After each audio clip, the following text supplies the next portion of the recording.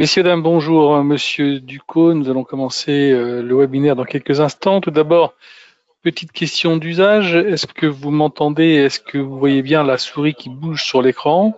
Il y a marqué Risk Warning. Vous avez un chat pour pouvoir communiquer avec moi qui doit se trouver en haut à droite de votre écran, une sorte de flèche rouge ou d'un petit trait rouge. Là-bas, vous devez pouvoir m'envoyer un petit message pour dire que tout est OK. Je vous envoie un petit hello, histoire de peut-être situer le chat. Pascal, merci de ton retour rapide. On va attendre quelques poignées de secondes le temps que les retardataires puissent se connecter et ensuite nous commençons le cours sur l'utilisation de la MetaTrader. À tout de suite. Rebonjour à toutes et à tous. Nous allons commencer le cours sur l'utilisation de la MetaTrader. Alors, tout d'abord, nous allons retirer ce message. J'espère que tout le monde a pris connaissance. Alors voilà la plateforme MetaTrader telle qu'elle se présente quand vous l'avez téléchargée. Alors quand vous l'avez téléchargée, je précise, vous l'avez téléchargée depuis votre compte Avatrade. Quand vous allez sur avatrade.fr, vous êtes connecté à votre compte. À côté de votre numéro de compte, c'est marqué télécharger plateforme. Surtout ne pas télécharger la plateforme depuis Google ou autre chose parce que ça ne marchera pas. D'accord, chaque plateforme MetaTrader est assujettie à un broker. Donc si vous prenez une plateforme lambda sur Google, ça ne marchera pas du tout. Alors, quand vous avez fait ça, vous l'avez téléchargé, reste maintenant à se connecter. Alors, comment on se connecte sur la MetaTrader? Alors, on va d'abord dans Fichier, on va sur se connecter au compte de trading. Là, vous allez avoir une petite fenêtre qui s'ouvre, vous mettez votre numéro de compte, le mot de passe que vous avez créé, le serveur qui vous a été dédié. OK, c'est à côté de votre numéro de compte. Et vous enregistrez les informations, comme ça, vous n'avez plus à le faire. Vous entrez, vous allez voir que la plateforme va commencer un petit peu à tourner et ça ne sera plus en attente de rafraîchissement. Je rappelle quand même que chez Avatrade, nous avons plusieurs plateformes. Nous avons celle-ci, nous avons aussi WebTrader, un peu plus simple d'utilisation peut-être, mais peut-être avec un petit peu moins de fonctionnalités à regarder. En tout cas, c'est pour apprendre celle qui vous convient le mieux pour pouvoir travailler. Celle-ci, je pense que c'est un peu du semi-professionnel. Je trouve ça pas mal. Ensuite, une fois que vous avez mis vos coordonnées, que vous êtes connecté, vous allez observer que sur la plateforme, ça se présente avec trois fenêtres importantes. La première, c'est observation du marché, dans laquelle vous allez retrouver l'ensemble des valeurs cotées sur le marché. OK.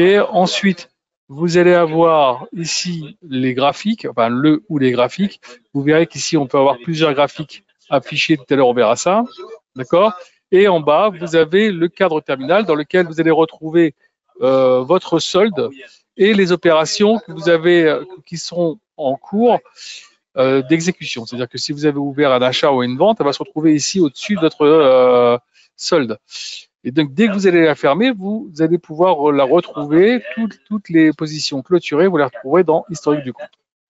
On va revenir maintenant au premier tableau, c'est-à-dire observation du marché, et voir un peu comment on peut l'aménager. Donc, quand vous allez l'ouvrir, vous allez voir que peut-être, je dis peut-être, vous n'allez pas avoir toutes les fonctionnalités d'emblée. Alors, qu'est-ce que vous faites? Enfin, tous les produits ne seront peut-être pas téléchargés. Donc, vous faites un clic droit sur n'importe quelle valeur, fenêtre qui s'ouvre, vous descendez sur Montrer tout, vous cliquez et là, vous allez avoir toutes les valeurs qui vont réapparaître si elles n'étaient pas là au départ.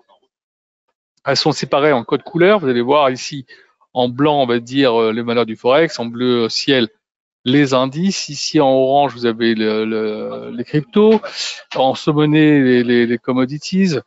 OK. Ici, vous allez avoir en vert les actions.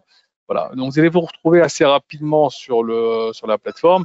Vous allez voir, c'est assez simple d'utilisation.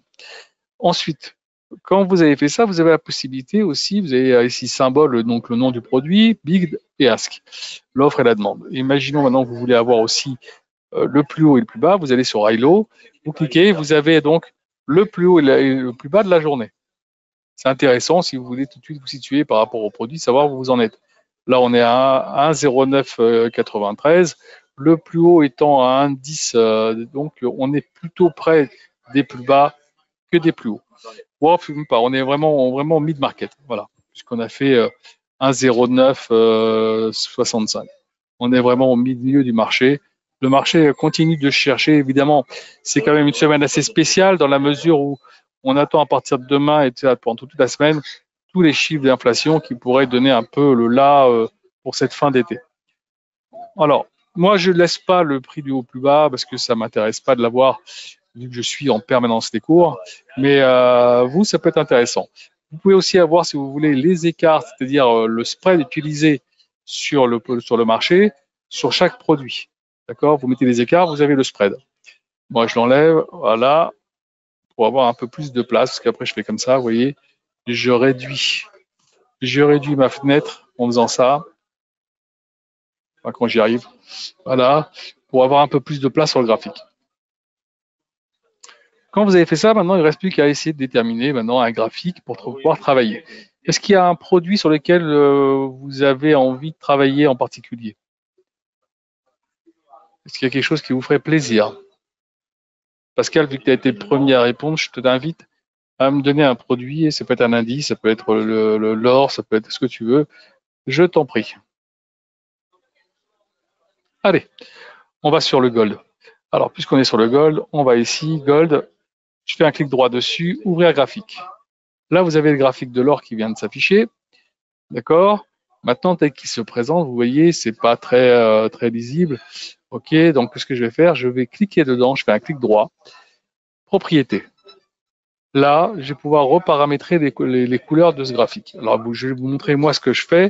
Vous ferez exactement ce qui vous convient le mieux pour pouvoir faire votre graphique. Je vais sur ici en kaki pour le fond, le texte ici en noir, la grille, je la fais disparaître, donc la même couleur que le fond. La barre haussière, je fais un bleu ici, c'est prononcé. Ici, un rouge pour la barre baissière. La bougie haussière, le même bleu. Et la bougie baissière, le même rouge. Pour le reste, je ne touche pas, je fais juste OK et voilà. Donc là, ici, j'ai une petite flèche pour pouvoir voir les cours. Voilà, je l'ai ici. Je grossis un peu le trait. Là, je m'aperçois que je suis en bâtonnet. Alors, en règle générale, tout le monde s'accorde pour travailler en bougie japonaise parce qu'on a un peu plus d'informations sur ce genre de produit. Après, c'est une question d'habitude. Donc, on va ici en haut. Donc, une fois ici, vous avez vu, c'était les loupes pour grossir ou rapetisser le graphique. Je vais ici sur bougie japonaise, je clique dessus et là, toutes les bougies se mettent toutes les barres se mettent en bougie japonaise. Alors, maintenant, regardons juste en dessous, vous avez les unités de temps. Ça va de 1 minute jusqu'à 1 mois. Alors là, pour l'instant, on est en 1 heure. Ça veut dire que chaque bougie représente 1 heure de cotation. Pour les besoins du cours, on va se mettre en daily pour avoir un peu plus de visu sur le produit. Voilà, comme ça, on voit un peu comment il se comporte. Vous voyez, hein, les plus hauts qu'on a fait, c'est ici, tout à fait, on va dire tout à fait récemment, pas si loin que ça, quoi. On a fait ça en mai. En mai, on a fait 2079. D'accord? Alors, maintenant qu'on a mis ça en place, alors on va faire quelque chose rapide parce que les cours sur les outils d'analyse technique, c'est demain. Donc, si vous voulez assister aux cours d'analyse technique, je vous conseille de vous inscrire pour demain. Là, je vais juste faire rapidement quelques inscriptions dessus, c'est-à-dire par exemple le couloir. On va mettre un couloir ici, tac, voilà, voilà. Je clique sur le truc. Alors ici, vous voyez où il y a 3 barres là, les 3 carrés, ça c'est pour la pente. Là où il n'y en a qu'un, c'est pour la parallèle. Alors vous voyez, voilà, on a un couloir baissier pour l'instant. OK. On a un couloir baissier. Maintenant, il reste à savoir si on va pouvoir, oui ou non, le casser et repartir vers le haut. C'est ce qu'on attend depuis un petit moment. Pour l'instant, on est en train de descendre tout doucement. Là, maintenant qu'on a mis ça, on va aller dans insertion, indicateur. Je fais vite, hein, c'est pas vraiment le truc, donc je vous montre juste comment on fait. Les bandes de Bollinger, on voit bien les bandes de Bollinger qui sont inscrites. Là, maintenant, je vais indicateur, je vais en oscillateur, je vais sur les RSI. Voilà, vous avez les RSI qui vont se mettre directement sur votre graphique. Donc, vous allez paramétrer. D'ailleurs, vous voyez que les RSI sont plutôt sur la pente descendante. Indicateur, on continue, oscillateur, MACD. Voilà, je fais OK. grossis un petit peu le trait parce qu'on ne voit pas bien. On voit bien qu'on est en dessous du signal et que ça continue de baisser. Donc pour l'instant, il n'y a pas de signal haussier. Ça pourrait s'expliquer par le fait que le marché actuellement anticipe peut-être encore une hausse des taux, que l'inflation pourrait être encore à la hausse à cause des produits comme le pétrole et toutes les matières premières. Donc c'est aussi un peu pour ça que pour l'instant le gold souffre un peu. Ensuite, une fois que j'ai fait ça, je pourrais encore ajouter évidemment un autre moyen de pouvoir analyser ce marché. Je mets les stochastiques par exemple. Voilà. Voilà, on essayait de monter, mais ça commence un petit peu déjà à s'incurver. Attention à la redescente. Voilà, on a mis quelques petits trucs comme ça. Évidemment, on pourrait mettre aussi du Fibonacci. Voilà, on fait comme ça, hop, et on va chercher. Par exemple ici, on voit bien que maintenant, si on casse ici, le prochain point, il sera là, et ensuite, on ira très certainement chercher un plus bas, peut-être ici, mais c'est pas sûr, c'est pas fait. D'accord, on verra par la suite ce qui se passera dans les prochains jours et les prochaines semaines. D'accord. Alors ça, une fois que j'ai fait ça, évidemment, vous enregistrez votre graphique pour pas avoir à chaque fois à le refaire. Vous allez là, enregistrer le graphique. Vous mettez ici Gold. Voilà. Vous sauvez et votre graphique, vous n'aurez plus à le refaire.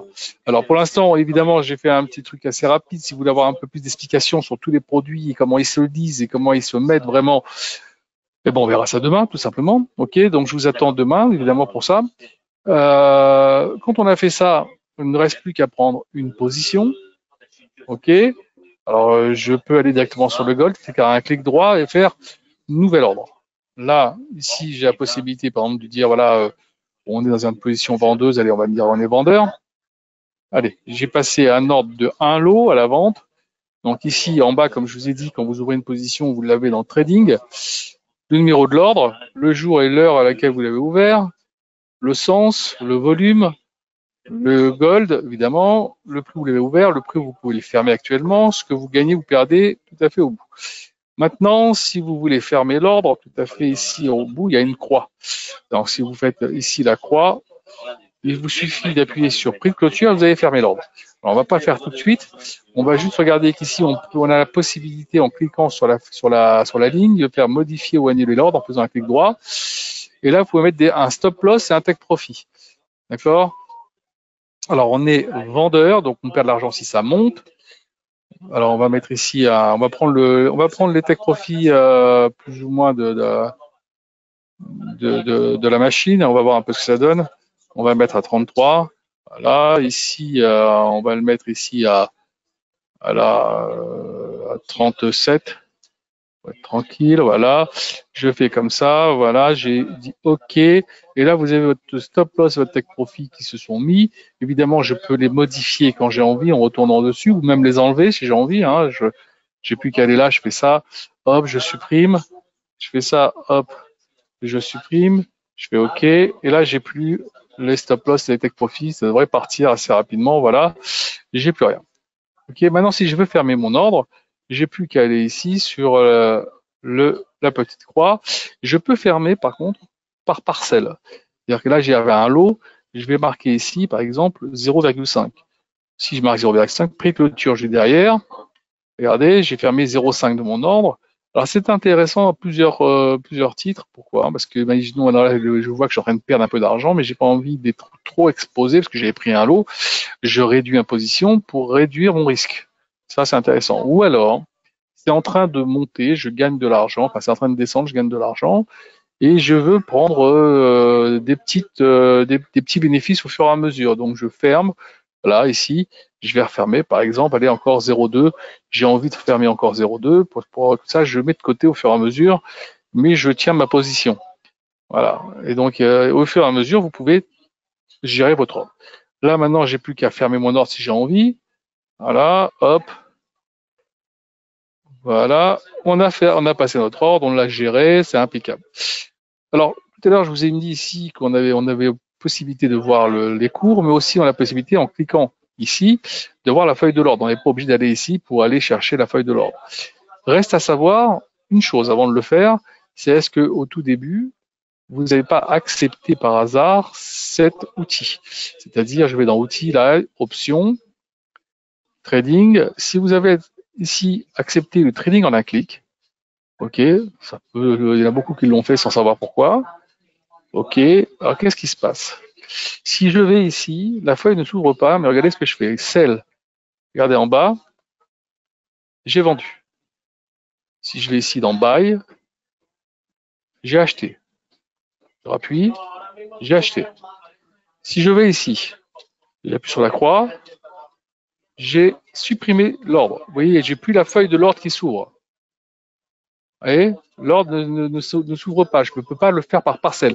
Alors, quel est l'intérêt de cette chose-là? Parce qu'il y a un intérêt, évidemment. C'est pour ceux qui veulent faire, par exemple, du scalping. Alors, on a besoin d'avoir un peu de rapidité. Pas avoir cherché la feuille de l'ordre. J'appuie ici, hop, j'ai ouvert. J'appuie ici, hop, j'ai ouvert. Après, je ferme. J'ai besoin de travailler sur les quelques pips et mon objectif est atteint. Je ferme la position, que ce soit dans un côté ou de l'autre, hein, que ce soit que ce soit dans le cas où je gagne, dans le cas où je perds. Je me suis fixé des objectifs barrières. Je sais que si ça perd plus que ça, je ferme. Si ça gagne ici, je ferme. Voilà. Donc ça, besoin de rapidité, donc ça vaut le coup de le faire. Maintenant, si vous n'êtes pas dans cette optique et vous travaillez plutôt en ce qu'on appelle en swing, ok, vous cherchez une direction. Je vous conseille pour l'instant, si vous maîtrisez pas bien le produit, de retourner dans Outils, de retourner dans Options, de désengager Training on a clic et de faire OK. D'accord? Qui vous permettra maintenant, si vous appuyez, d'avoir la feuille de l'ordre et de pouvoir passer votre ordre comme on fait en faisant ici un clic droit. D'accord? Donc ça, c'est pour le côté pratique. On a vu comment passer un ordre. Tout à l'heure, je vous ai parlé de la possibilité d'avoir plusieurs graphiques. Alors regardez ici, si j'appuie ici, j'ai tous mes graphiques qui vont se mettre. Tous les graphiques que j'ai enregistrés, je les ai ici à l'écran. Maintenant, personne ne m'empêche de pouvoir gérer, vous voyez, la position de l'ordre. Moi, je vais garder le CAC. Voilà. J'ai gardé l'euro-dollar, j'ai gardé les CAC. Là, maintenant, je vais prendre le STEC. Je vais le garder aussi. Voilà. Donc, j'ai le Nasdaq. Je vais remonter un petit peu pour avoir un peu plus de visu. Je rebaisse un peu l'euro-dollar. Comme ça, voilà. Même chose pour le... Et j'ai la possibilité, comme ça, de surveiller plusieurs produits. Alors, évidemment, je peux aussi avoir le gold. Le gold, je le prends, je le mets ici. Hop. Voilà. Voilà, on l'a ici, pardon, je vais le prendre ici. Voilà, ça, je ferme. Voilà. Voilà, voilà. On a mis en place tous nos graphiques qu'on désire garder en visu. Et je peux comme ça surveiller les produits qui m'intéressent de façon permanente. Je sais que je surveille ce qui se passe sur l'euro-dollar. Je regarde si ça est en train de baisser, ce qui voudrait dire que le dollar est en train de se renforcer, ce qui pourrait être un signe de pression sur les taux d'intérêt. Ce qui dit pression sur les taux d'intérêt dit aussi une pression évidemment sur les marchés actions et notamment sur le Nasdaq qui est très sensible aux taux d'intérêt. Ok, donc voilà, vous avez la possibilité de surveiller évidemment aussi l'or parce que s'il y a une pression sur les taux d'intérêt à ce moment-là, vous avez aussi une pression sur l'or. D'accord? Donc, il y a toutes les choses que vous pouvez surveiller avec un petit coup d'œil comme ça. Est-ce que jusqu'à présent, vous avez des questions? Ou tout a été assez clair sur l'explication? Ok, pour l'instant, ça a l'air d'être clair.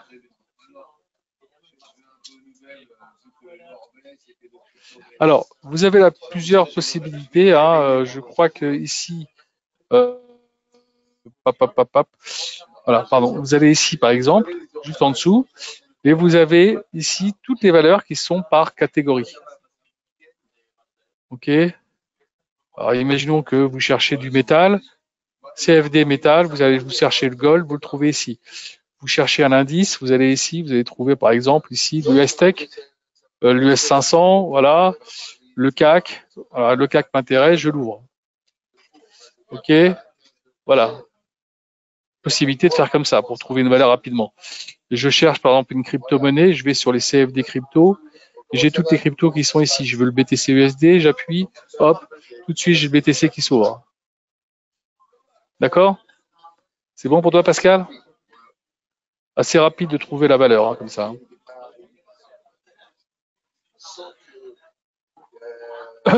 D'autres questions?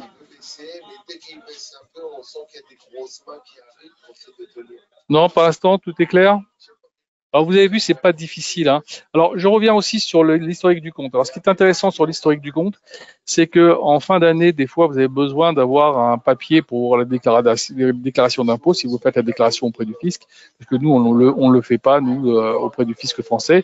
Mais vous avez besoin d'avoir un papier. Donc, ce que vous faites, vous allez ici, vous faites un clic droit sur n'importe quelle valeur, vous enregistrez, vous sélectionnez une période et vous faites un enregistrement détaillé de votre du 1er janvier au 31 décembre et vous avez toutes les positions de l'année pour pouvoir faire la déclaration. D'accord? Ça, c'est intéressant.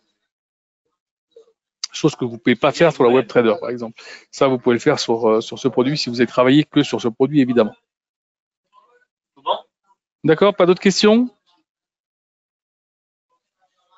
Oui. Alors, je vous attends pour demain, pour le prochain webinaire qui aura lieu demain pour les autres analystes techniques. Merci d'avoir participé. Si vous n'êtes pas parti en vacances, écoutez, bonnes vacances. Sinon, restez branchés parce que je pense qu'on va avoir un mois d'août et une rentrée assez mouvementée. À bientôt.